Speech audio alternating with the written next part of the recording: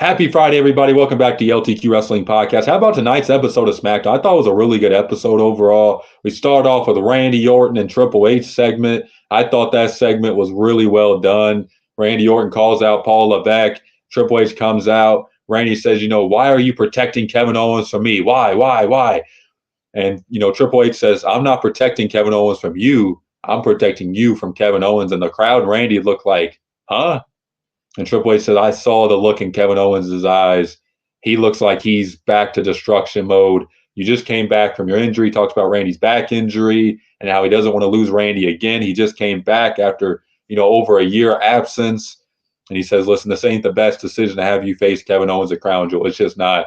And Randy talks about, I didn't call Paul Levesque out here. I didn't call the CEO of a billion-dollar wrestling company out here. I called out the cerebral assassin, the game, Triple H, the guy who's came back from injuries himself, who has had big-time rivalries, and the crowd starts chanting, let them fight, RKO, a bunch of other stuff. And Triple H looks around, and he finally says, you want your match against Kevin Owens at Crown Jewel? You got it. The crowd erupts. So that's one match I'm looking forward to. They confirmed a lot of matches on the show for Crown Jewel. It's actually going to have more than 5 matches. So all the fans who are angry about WWE only doing 5 matches on premium live events, you get it here. They also confirmed a Fatal 4-Way Women's Tag Team title match.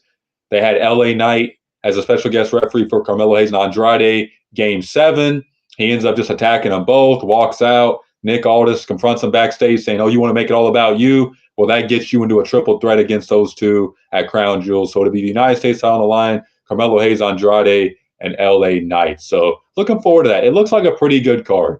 They also had Gunther and Cody have another face-to-face. I thought that was really good as well. Really looking forward to that match. And then we go to our final half hour of the show. The match most fans have been looking forward to. A match we didn't really think we'd see in WWE. I know I didn't. DIY, Ciampa and Gargano against the Motor City Machine Guns, Chris Sabin and Alex Shelley. Great match. They went at it for about 15-plus minutes. A lot of good technical tag team wrestling, a lot of good combinations, some good tag team moves. And listen, if you guys haven't watched some of the Motor City Machine Guns, I think I said this in my last video about SmackDown, go look at some of their work in TNA. I understand not everybody's watched TNA over the years. I had, a period of time I didn't really watch TNA. I've been watching a lot more lately. I really like some of their wrestling content they put out. I like Josh Alexander and Mike Bailey and guys like that. But, man, you're missing out if you've never seen them against Beer Money in TNA. I mean, they're really – when WWE on commentary talks about how they're one of the best tag teams outside of WWE, and they've really been a stepping stone, and then really, what's the word? Look, a lot of tag teams have looked up to them.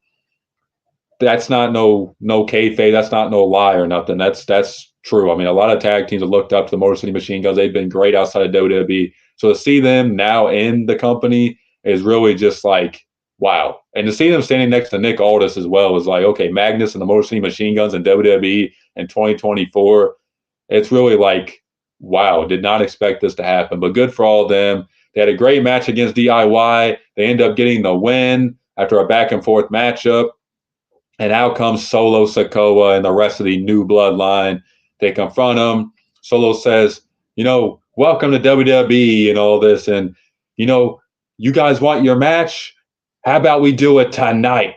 And Nick Aldis talks about, I ain't going to let these guys fight when they're not 100%. They just got done doing a fantastic wrestling match. And the Motor City Machine Guns say, you know what?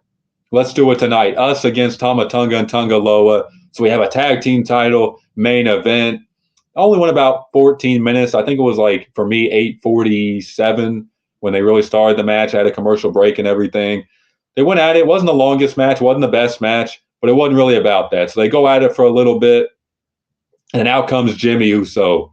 He attacks them, takes out, the bloodline, and then here comes Roman Reigns after Jimmy gets taken out.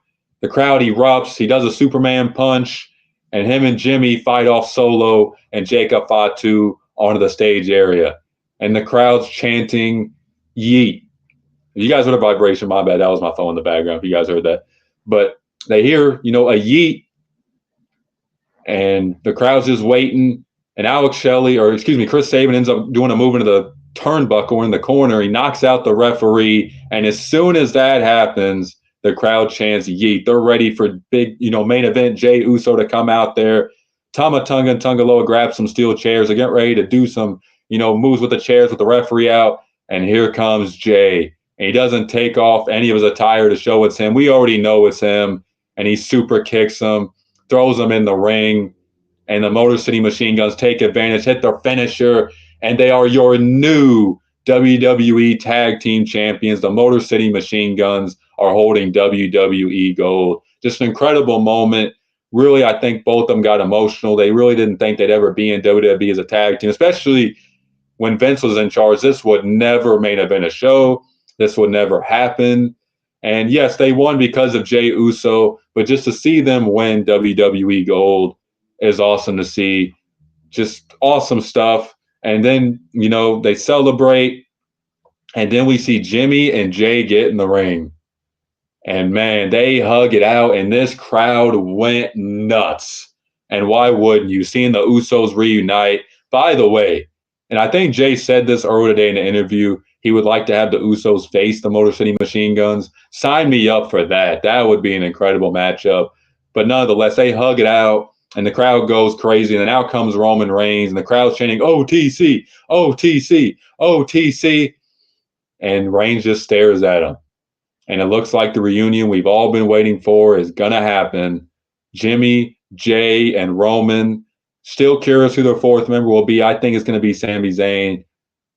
But who knows? But man, what an episode of SmackDown. What do you guys think? Let me know in the comments. Are you guys impressed with the Motor City Machine Guns? Are you guys happy they won WWE Gold? And what do you guys think about the Bloodline, the original Bloodline, looking like they're headed towards a reunion? Let me know in the comments. Make sure to like and subscribe for more wrestling content. Peace.